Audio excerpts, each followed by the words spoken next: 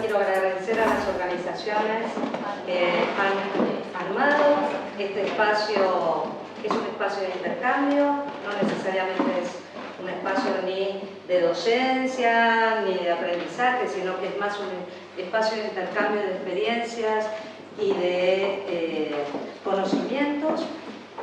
Disculparme porque yo ni en portuñol puedo hablar, así que iré lo más lento que se pueda para ver que se pueda seguir la conversación. Y la idea hoy es, si yo les pido algo, ¿les molesta demasiado si se los pido ahora? Podemos hacer una rápida, vamos a hacer el siguiente juego. Que digan su nombre de pila, y que digan una palabra o una frase de algo que hacen. Una, solamente, para que en menos de 3 minutos nos hayamos conocido. ¿Sí? ¿Por dónde quieren empezar? Acá. Dale. Hola, soy Andrea Albeste de Ariel Jefferson en Chile.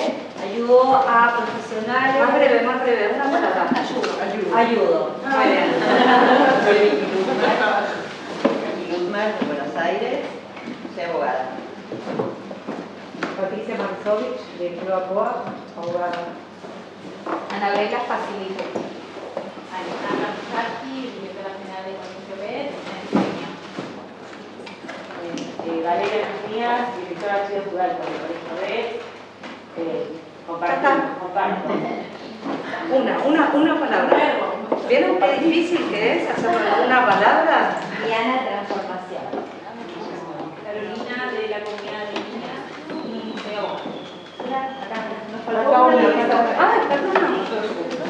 Yo soy Dana, del Colegio Israelita de Santiago y por Ya, una palabra. No, el juego es eso. Vosotras vais a tener varias dinámicas de grupo en donde se van a presentar, van a trabajar más. El desafío ahora es hacerlo en una palabra. ¿Sí? Teníamos otra dinámica de grupo, pero como empezamos un poquito más tarde, vamos a hacer solo esta. Un nombre, una palabra. Bueno, si tienen un nombre compuesto pueden ser. Sí, Dana fue la última, ya. Seguimos aquí. Michelle Ackerman, yo gestión. Silvia, colabora. Melanie, mi valores adolescentes. Elías, preparo. Shakespeare, construyo. Fabi, aprendo. ¿Quién sigue? Lala, escribo. Fabiana, colaboro. Sergio Vinculo. Cintia, invento. Shulamit, educación. Lita, adulto mayor. Susi Rituino. Débora, media educación. Joana, hago conexiones. Silvia, emprendedora. Colina, Agustina.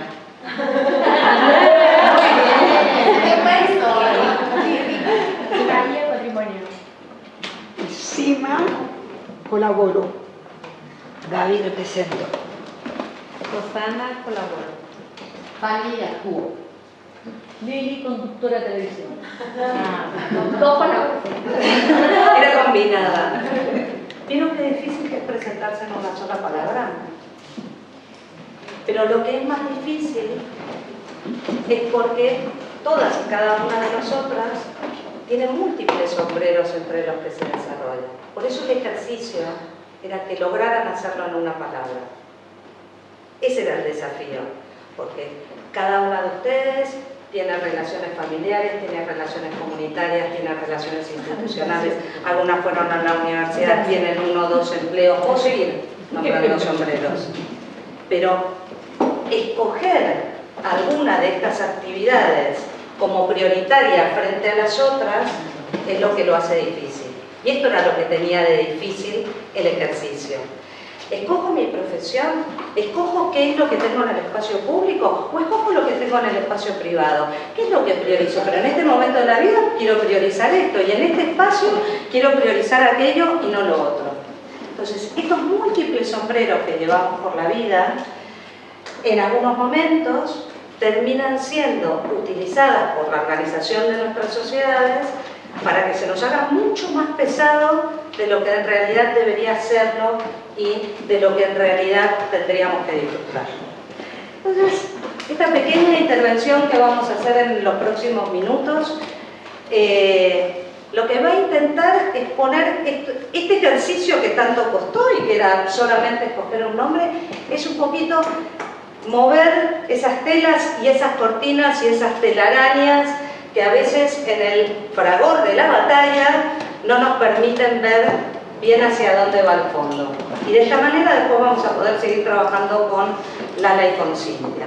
Pero la idea de hoy, porque yo le decía a Fabi, no, bueno, ya, aparte de que no me gusta que sea tan larga una presentación, sino porque si ustedes observaron, muchos de ustedes escogieron palabras que las identifiquen que tienen que ver con aspectos de cuidar al otro o a la otra, o a los otros o a las otras.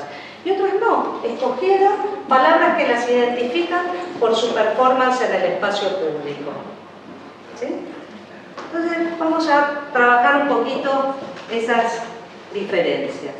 Si yo decidí escoger esta foto que me parece, a todo el tiempo yo tengo una tara monumental con estas cuestiones, todo el tiempo paso por delante, molesto, forma parte del timing para que no nos vayamos afuera a disfrutar de una hermosa tarde.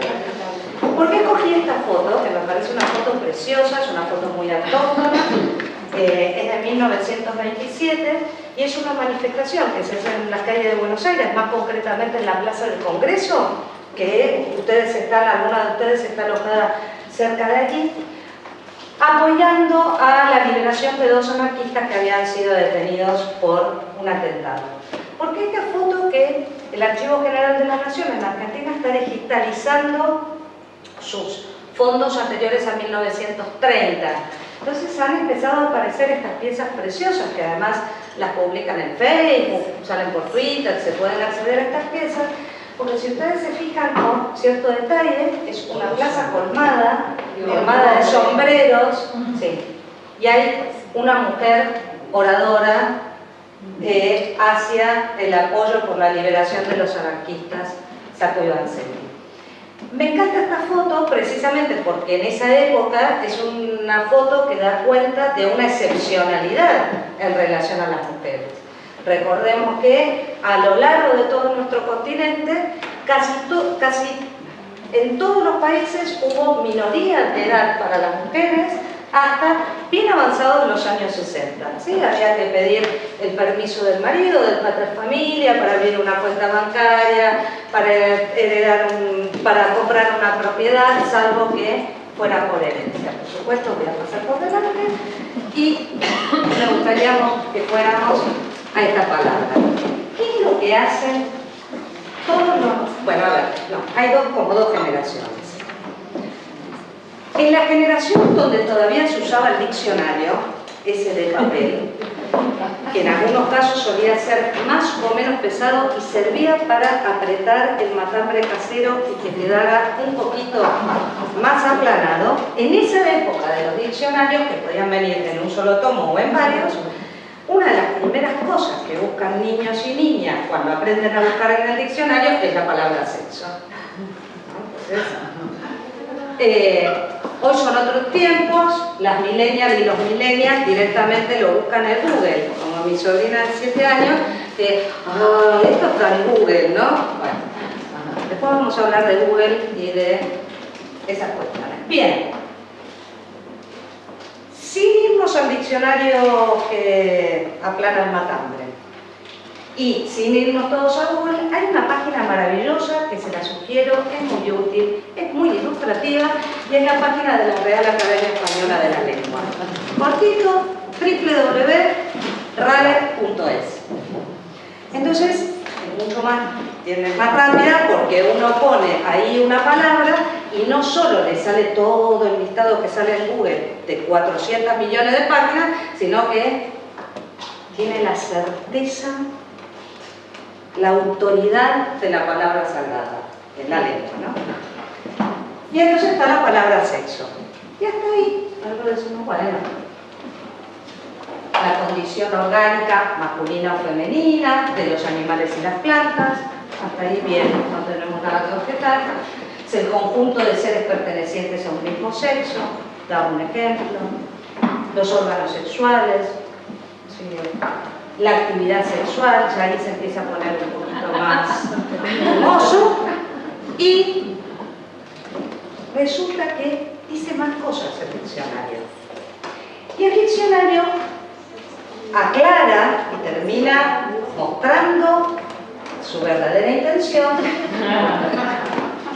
Hace todas esas aclaraciones que ven abajo. En la misma entrada, si tienen acceso a internet y quieren probar ahora, yo esta entrada la hice el 11 de abril, pero la pueden hacer y verán que es la misma. Y entonces acá empezó a mostrar qué pasaba. Resulta que en esa condición orgánica masculina o femenina, que hasta ahí todas y todos podemos coincidir, pasamos a la frase bello sexo. ¿Y qué es el bello sexo? El sexo débil. Bueno, ahí parece una tautología, pero sigue aclarando. Y entonces dice, ¿qué es el sexo débil? El conjunto de las mujeres. Entonces, una de las cosas que hay que tener en cuenta cuando estemos hablando es dar cuenta de que las palabras nos ubican como personas y en ese ubicarnos como personas nos incluyen o nos excluyen de un lugar y de un colectivo. ¿Entiende lo que quiero decir? Las mujeres no somos una minoría. Sí hay otros conjuntos de minorías, pero como nuestra condición biológica no nos hace minoritarias, no somos débiles por una constitución biológica, así como tampoco somos bonitas por una constitución biológica. Yo lo traje hoy. Una de las cosas que hago es coleccionar estas imágenes o estos avisos que por ahí amigos o conocidas tienen en otros lugares del mundo, del país. Y me mandaron una maravillosa de una ciudad que se llama Caleta Olivia, que está cayéndose el mapa de la Patagonia Argentina, casi donde está Tierra del Fuego, en donde era una publicidad de su mujer es fea, y entonces el aviso era de vidrios polarizados. Lo olvidé. Lo iba a poner y no lo olvidé. Hasta ahí no dijo nada el aviso. El problema es que la combinación de la imagen y la utilización de las palabras hace que incluyan o excluyan. Puestos a seguir jugando con el diccionario, buscamos la palabra perro o perra. Fíjense que además el diccionario siempre pone la versión masculina antes que la femenina. Mamífero doméstico de la familia de los cánidos, bien. De tamaño, forma y pelaje muy diversos, sabemos, vieron que están los chiquitos, los caniches toy, y esos que si se paran en dos patas pueden ir hasta el marco de la puerta. Que tienen un olfato muy fino, es muy inteligente, no sé qué hizo la Real Academia para medir la inteligencia de los cánidos, pero dice que es muy inteligente y muy leal al hombre. Bueno, si la Real Academia lo dice, será. Y después empieza a hacer una serie de consideraciones que ya no son tan suaves como la primera sección. Ya no son estas de mamífero doméstico de la familia de los cánidos. Ya empieza por la gente de ciertas religiones para referirse a las de otras con afrenta y desprecio. O sea que ya no era solamente un mamífero de la familia de los cánidos. ¿Entienden la idea? ¿Sí? Depende de cómo las usamos, tratamos bien o mal. Persona despreciable. Mal o daño que se ocasiona a alguien al engañarle en un acuerdo o pacto. Fíjense las características negativas que tiene el pobre perrito o la pobre perrita que tenemos en casa. Pero Llegamos a la séptima sección. ¿Cómo hizo la Real Academia de mamífero doméstico de la familia de los cánidos? De diverso pelaje. De diverso pelaje, tamaño y forma, hacer sinónimo de puta. Eso, porque es significativo, es un salto explicativo por demás interesante. No es que estoy hablando del diccionario de hace 300 años. Por eso en estas situaciones siempre es interesante poner cuándo fueron las entradas. Con zorra, esa se la veían venir. Pero se ve que tiene una fijación con los mamíferos cánidos. Porque el zorro y la zorra también lo son. Otra vez, en la séptima, puta. Entonces, esto que uno puede decir, bueno, en realidad son las palabras, también se muestran en los hechos. Este es un libro de 1957-58, libro de lectura, en donde claramente se identifican las características femeninas y las características masculinas. Pero lo que es interesante es que es un libro que está dedicado, recordemos que hasta hace unos 40 años, en algunos países antes, la coeducación no era mayoritaria, seguía habiendo colegio de niñas y colegio de niños. En este caso era un libro de lectura para colegio de niñas. ¿Y qué hacía este colegio de niñas? ¿Es usted 100% femenina? Y daba este tipo de descripciones, ¿no? Una voz fina, un amor por las tareas del hogar, amor. A ver, tenemos posibilidades y oportunidades de elección. El amor se tiene por los seres vivos, pero no sé si por las tareas domésticas, especialmente cuando esas tareas domésticas suponen una socialización obligatoria. No es que puedo escoger este tipo de cuestiones. Entonces, muy interesante este punto, el deseo de la maternidad. Pero fíjense cómo esta situación enrola otras cuestiones. ¿Qué pasa con aquellas que o no lo desean, cosa que hasta no hace mucho era casi impensable de plantear, o quienes no tienen la posibilidad de ser madres? Entonces, ¿ese atributo hace que no lo sea? Fíjense esta otra vuelta de tuerca y esta situación de complejidad en relación a un colectivo como puede ser el colectivo de las mujeres. Pasamos a identificar las características poco femeninas. Los brazos y las piernas largas. Yo, o sea, debo ser muy femenina porque me quedé en el 1,5 metros. Que los brazos y las manos largos o cortos den estas características. Una característica que en ginecología se utilizaba hasta los años 70, que es la matriz infantil, es un poco desarrollo del cuello uterino, es llevar el cabello corto y entradas. No se corten el pelo. Mal hecho, muy mal hecho. Y un último punto para que recordemos la primera imagen. Ideas de emancipación.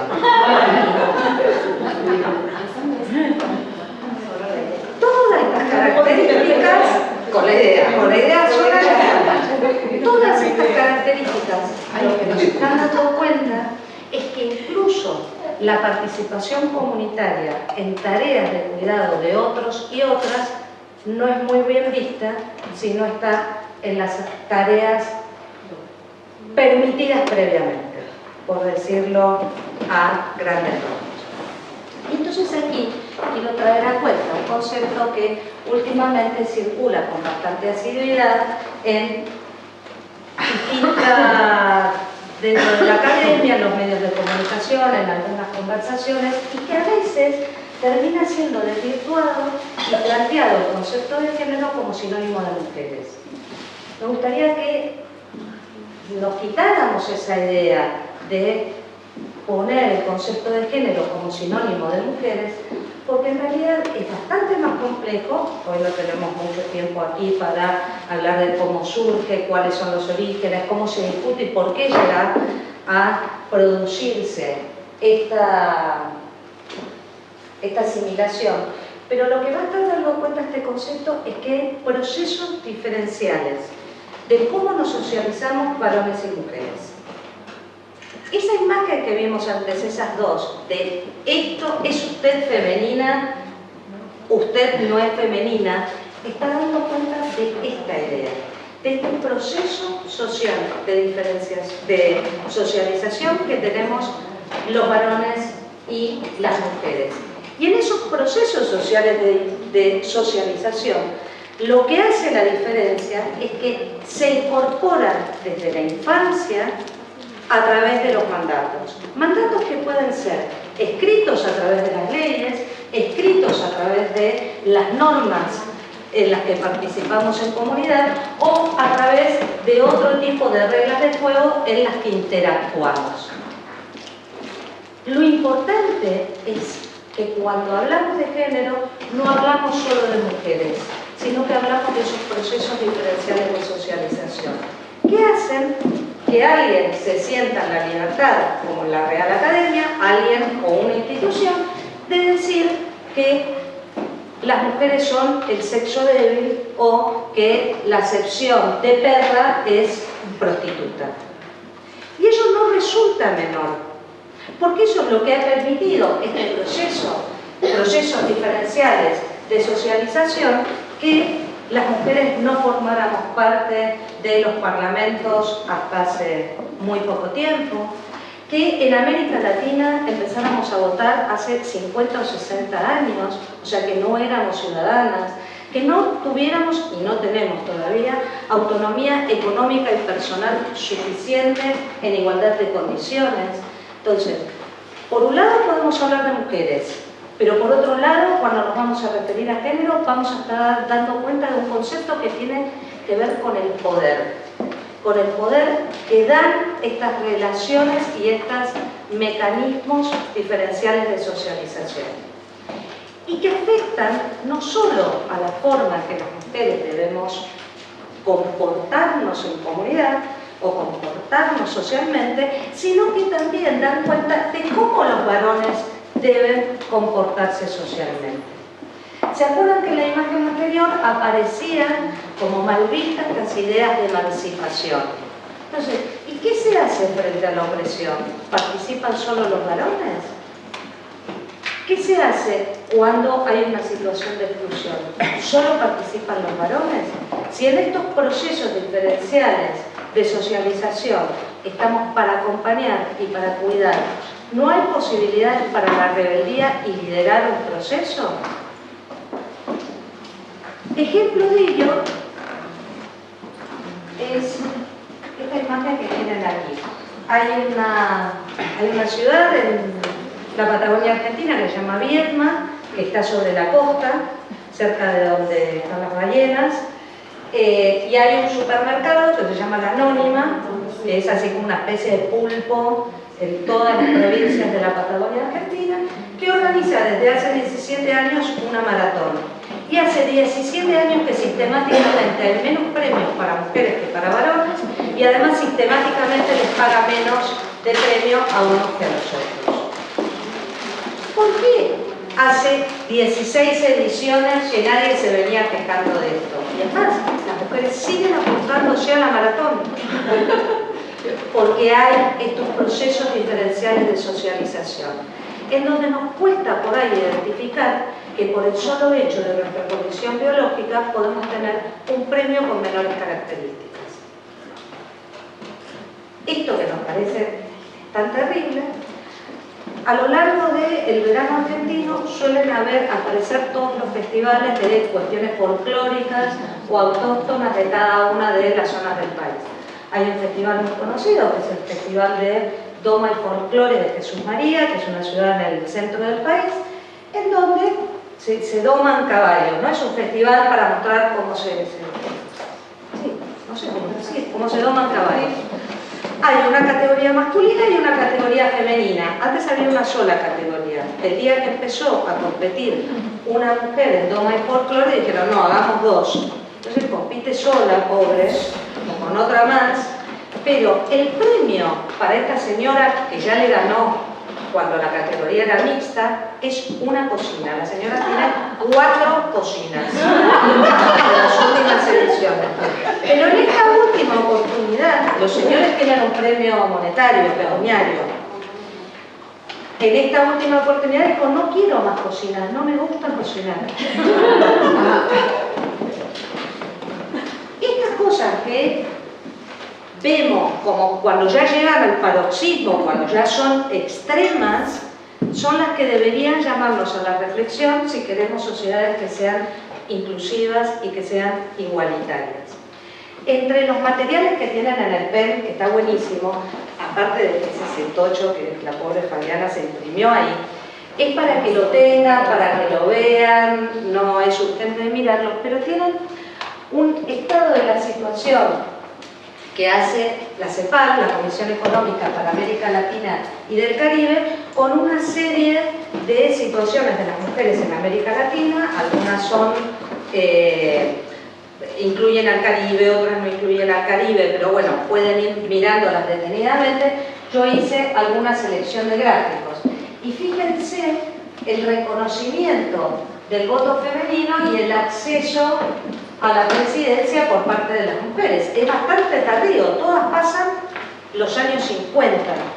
Aquí podremos hacer una observación sobre lo que fue la Constitución de la OEA, pero los voy a pasar rápido porque los tienen en los materiales. Esto es muy interesante. Fíjense la participación de las mujeres en los gabinetes ministeriales. Hay en algunos países, no hay ninguna. O sea, las mujeres no han ingresado al espacio público. No tienen posibilidad de votar, bueno, también tienen alguna posibilidad de ser elegidas.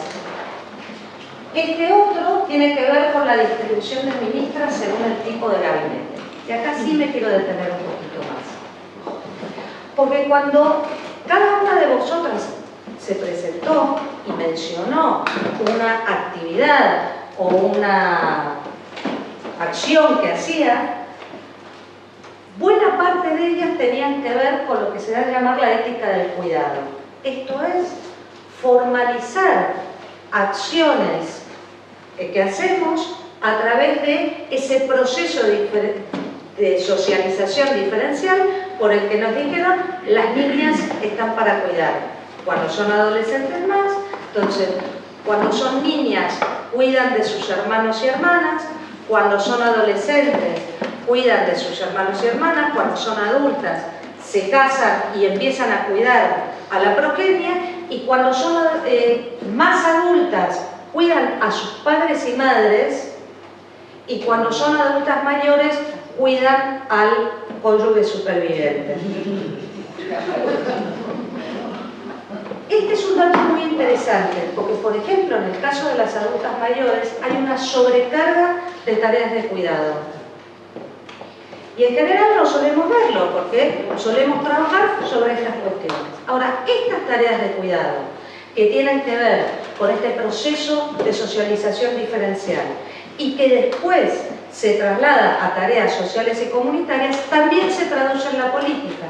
Y fíjense qué interesante este cuadro de a qué se dedican las ministras, a las poquitas que llegan a ser ministras, en América Latina.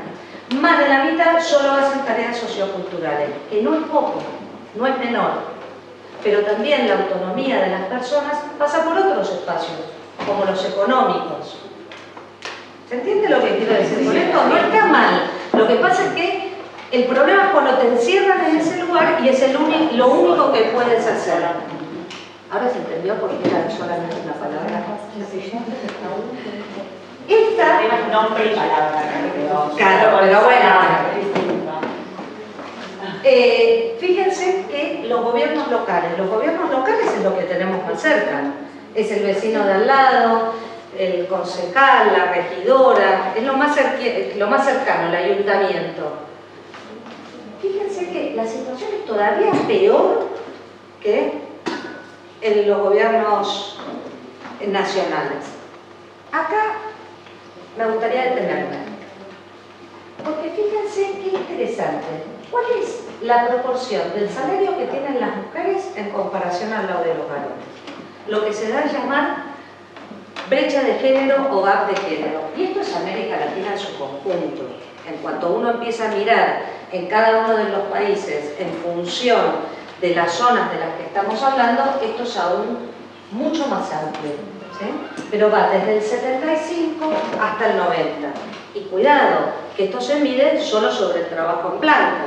Una de las características que tienen las mujeres es que no suelen tener el trabajo en blanco, sino que suelen tenerlo en negro.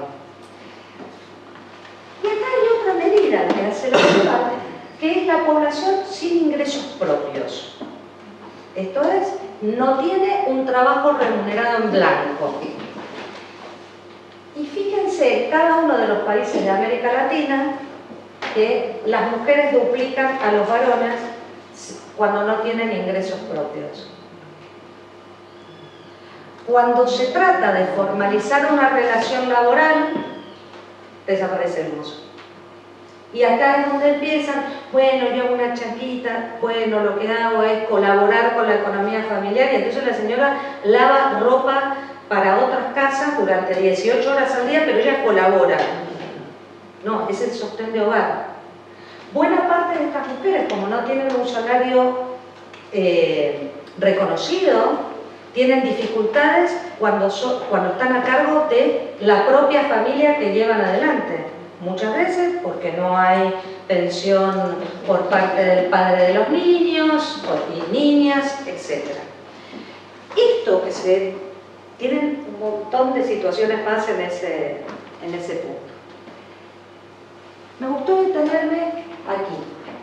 Esta es una noticia reciente que salió publicada en El País de España el 3 de noviembre del 2016. Más allá de los epítetos que pueda tener, las consideraciones que puedan tener la nota, la pueden buscar en internet, está disponible en el diario El País, aparece una situación de discusión en relación al papel que cumplen las mujeres, ya no en el espacio político, en la vida social, sino incluso en la vida religiosa. Y la posibilidad de tener accesos igualitarios al ejercicio y al disfrute de la religión. Me gustó traer este ejemplo porque no es la primera vez que esto sucede, sino que es la primera vez que se internacionaliza como noticia por fuera de los espacios habituales en los que suele circular. Es un movimiento que está creciendo mucho. Sí, exactamente. Por eso me gustó traerlo a la discusión. No tenemos mucho tiempo de verlo, pero sí es un tema como para empezar a trabajar. No sé si hay alguna rabina. No. ¿Sí? Las situaciones de discusión dentro de los propios preceptos religiosos suelen ser más difíciles que en otros lugares por lo que está escrito y lo que no.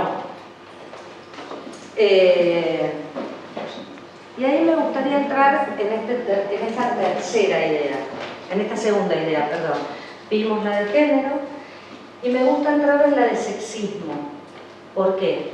Porque esta lo que va a hacer es, si la de género da cuenta de esta socialización diferencial, esta la que nos permite es ver cómo hay actitudes que en prácticas y en preconceptos desvalorizan, subordinan, menoscaban la actividad de las mujeres en relación a la de los varones. A eso, esto lo van a ver ahora con Cintia y con Lala, que en la publicidad y en los medios es como ¡pum! Es muy rápida. Pero contra lo que cualquiera de nosotras podría pensar, ¿alguien diría que la inteligencia artificial es sexista? Sí, programa personas. Sí, porque aprende. Exactamente. La inteligencia artificial es sexista. Y recientemente hay un artículo publicado en la revista Science, en donde una investigadora, una turca y una inglesa creo, pero no se fíen demasiado de mi localización geográfica con ellas, muestran los resultados de un estudio del sexismo en la inteligencia artificial. La forma más habitual que tenemos cada una de nosotras y nosotros en la inteligencia artificial es poner el traductor de Google. Y entonces, ¿qué es lo que mostraba ese estudio? Decía, cuando uno traduce de tal idioma a tal otro, lo que aparece es que aquellas profesiones que tienen que ver con el cuidado las traducen en femenino. Todo el resto traduce en masculino. Y yo dije, bueno, a ver. Y entonces, ayer hice las dos entradas. Puse nurse y traduce enfermera. No traduzco enfermero. ¿Vieron que el traductor siempre traduce en masculino? No, traduzco en femenino.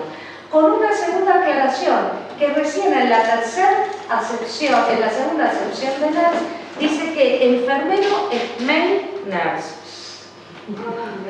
Wow. Sí, hay que mirar lo que dice abajo, más que lo que dice arriba. Dije, vamos a hacer otro ejemplo, teacher, ¿no? Que también es una profesión en que las mujeres son mayoritarias en la docencia. Pero como teacher está mucho más valorado, la traduce en masculino. Y la traduce como profesor, no como maestro. Creo que cuando los niños y las niñas van a la escuela es la señorita, esto pasa en Argentina, no sé en el resto de América Latina, y si es un varón, es el profesor. Si hicieron el mismo tipo de estudio, el señor y la profe. La señor y el profe.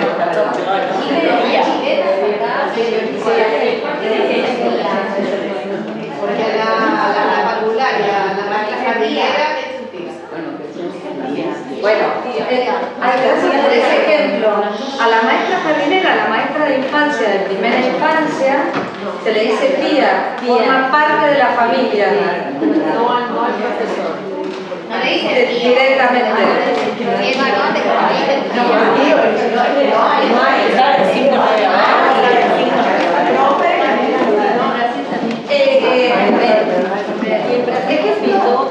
hasta hoy estamos trabajando situaciones que tienen que ver con la socialización diferencial entre varones y mujeres y con la subordinación y el menoscabo de las mujeres en relación al sexismo. Si yo digo gitano o gitana, alguien me podría decir, ¿qué tiene que ver eso con lo que estamos discutiendo?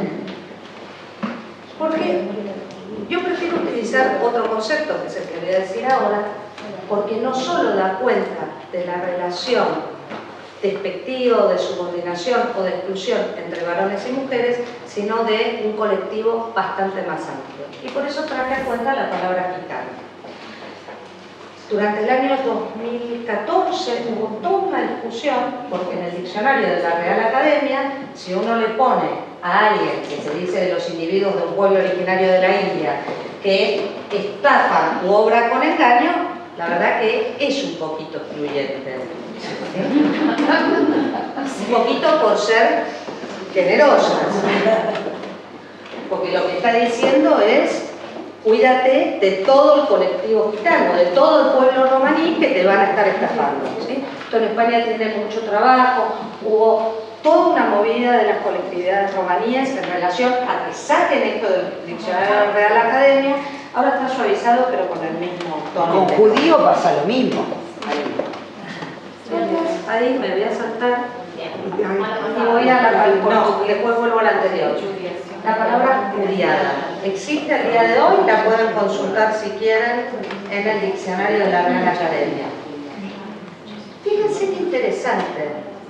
Hace lo mismo que con el término gitano, pero en forma mucho peor. La forma despectiva es la primera. La primera, la coloquial. ¿Sí? La mala pasada que hace una acción contra nosotros. Esto nos vuelve a esta idea inicial de la palabra sexo, de cuidado con las palabras, porque las palabras nos ubican o nos excluyen. No me la pasé, ahí voy. En 1903, este señor escribe su tesis doctoral que se llama Sexo y Carácter, y que fue una obra de la misoginia y del antisemitismo. Sí, paroxismo. Lo interesante de esta obra, que además tuvo 7 ediciones en 3 años, es que vinculó todo el tiempo la relación entre la crítica al papel de las mujeres y la crítica al pueblo judío en Alemania. ¿Por qué traje este libro a cuento? Porque en realidad yo prefiero utilizar otro concepto, que es el de androcentrismo. Yo en general no uso conceptos de género, uso este otro. Porque este otro va a estar amparado en lo que se llama el arquetipo viril. Esto es, ¿de qué hablamos cuando hablamos de androcentrismo? Generalmente de un varón, pero no de cualquier varón. Es un varón que es heterosexual. O sea que ya ahí tenemos un recorte. ¿Y por qué la importancia de la heterosexualidad? Porque tiene que reproducir la especie y garantizar la herencia. Entonces, es un varón, es heterosexual, es propietario, es educado, es ciudadano, es blanco, pertenece a una religión dominante con carácter expansivo. Si tengo todos estos componentes, ¿cuántos varones creen que me quedan? Muy poquitos, pero cuidado, esos poquitos varones que me quedan son los que le dan el formato a las normas, los preceptos y las leyes, por las que después tenemos socializaciones diferenciales los varones y las mujeres. Entonces, este concepto me permite explicar cómo articular la interseccionalidad que cada una de vosotras tiene en sus comunidades, siendo mujeres, siendo judías, siendo profesionales y siendo cada una de los sombreros que tienen. Este es el concepto que me permite describirme y describirnos a cada una y a cada uno de nosotros, no con una palabra, porque una palabra solo va a estar dando cuenta de una foto y un espacio muy pequeño, dejándome afuera de otro montón de cosas. Dicho esto, y porque ya me van a matar, me gustaría terminar con esta frase y esta deliciosa imagen de Lewis Carroll, que dicho sea de paso, el Señor le gustaban las niñas pequeñas. Esta no es Alicia en el País de las Maravillas, es otro libro que es mucho menos conocido, que es Alicia en el País de los Espejos. Ahora hay una película americana que creo que hizo esta versión, ¿sí? ¿No? Y a mí me encanta cómo le responde el huevo en relación al significado de las palabras. Porque Alicia le dice, bueno, la cuestión está en saber si las palabras pueden significar muchas cosas o cosas diferentes. Y el huevo le dice, la cuestión está en saber quién es el que manda. Y eso es el resultado de la cosa. Muchas gracias.